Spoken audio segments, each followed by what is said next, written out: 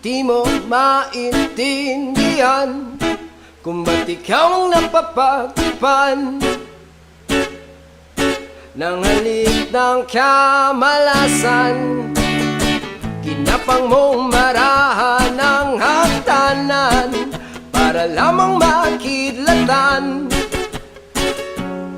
sa kaitaas-taasan. Ngunit kaibigan, huwag kang magpapasindak.